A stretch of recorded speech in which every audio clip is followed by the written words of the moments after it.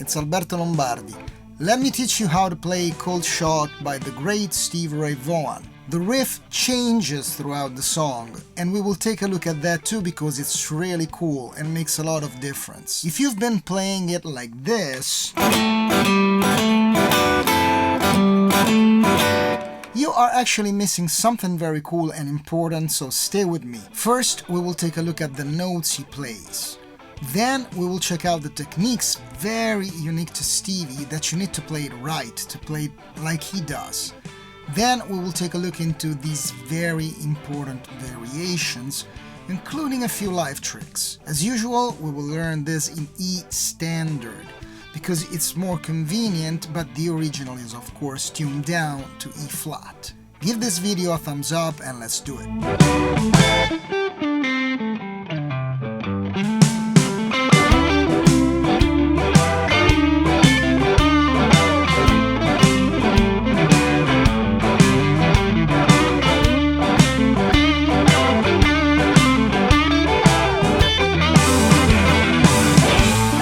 The riff is very simple, note-wise, so familiarize with the main notes and movement first. We are at 5th fret, and we basically play the notes of the A minor pentatonic. So we go.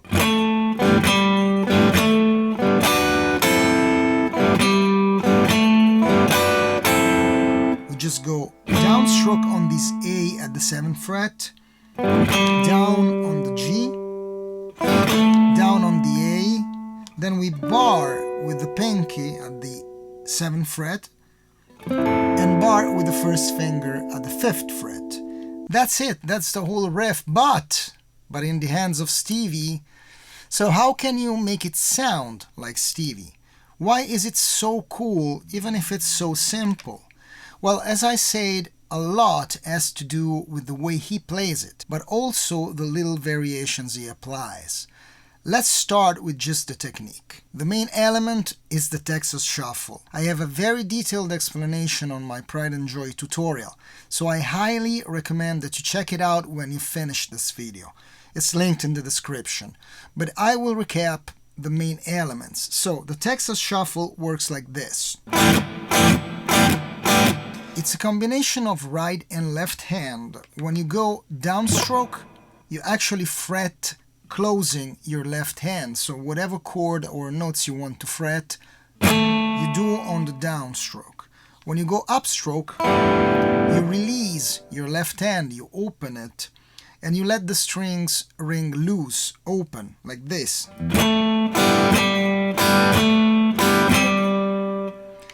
And you need to be able to mute very well. But let's take a look at the right hand first. The movement of the right hand is a little circular, it's not just straight up and down. It's subtle but is important.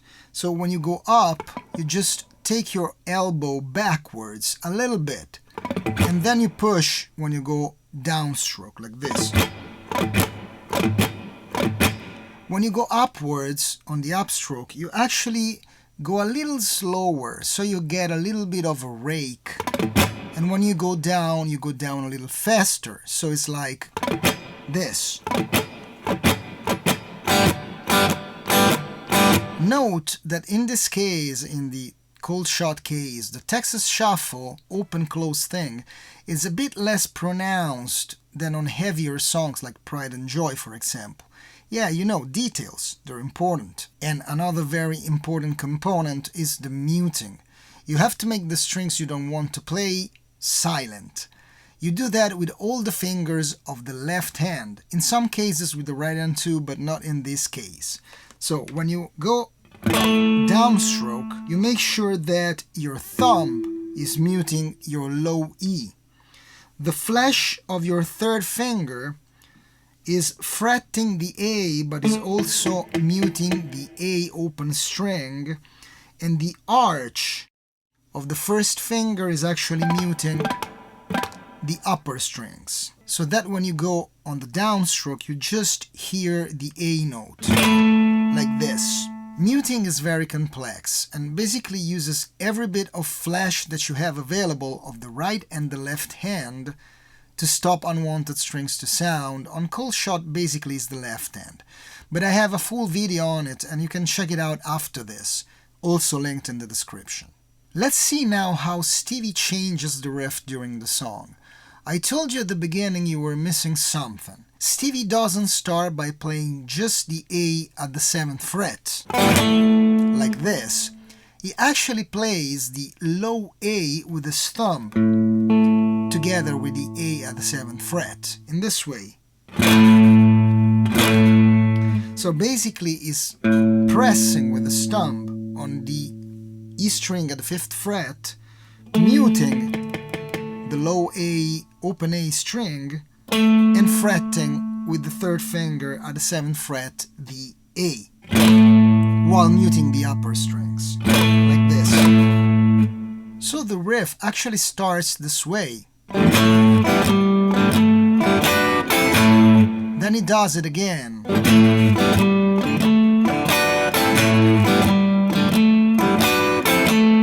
Then he stops, probably because the bass and the drums kick in. On live performances, he often repeats this octave on the 2nd time around.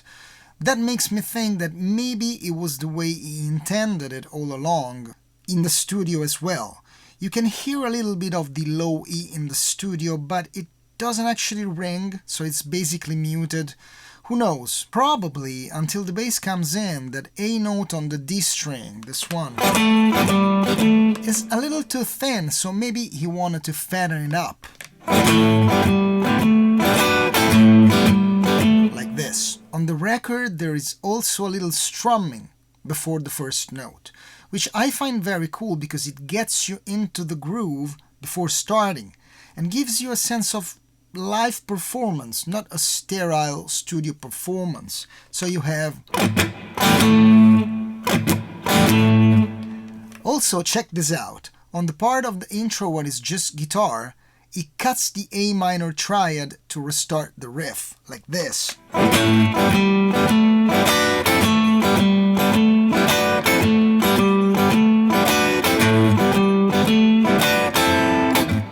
Then, when the drums come in, he changes the way he plays it and let the A minor triad last a little longer, a full quarter note to be precise. Cut,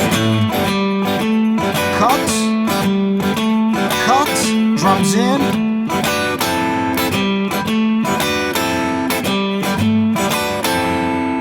Then when he sings, he switches back to the shorter version. Another cool detail that people sometimes miss is that when he's barring with the 1st finger on this A triad, he actually repeats it right before going back to the G. So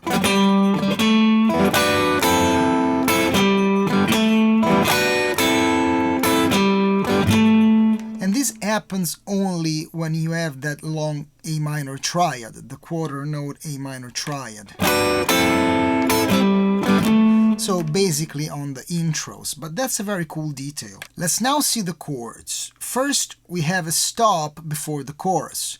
It's just an A minor triad, like this. So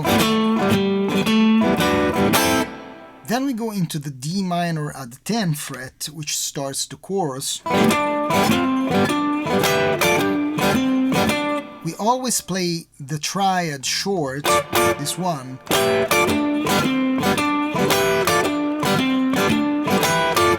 But the cool thing is that right before we go back to A,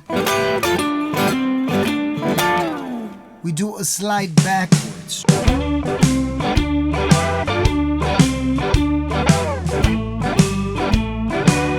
And then we get into the 5 chord, which is an E, but many people play the Hendrix chord, which is not right. It's actually just an E minor. It's just this chord. The only thing is that Stevie grabs it with a very peculiar fingering, which is this one. So you have 1st, 2nd, 4, and 1. So you're basically just missing this 5th of the E minor chord, E minor 7. The right hand does like this. It's a triplet, so it you go down, up, down, up, down, and you have. So you want to mute the first downstroke. So you go down muted, up, down muted, down with the chord.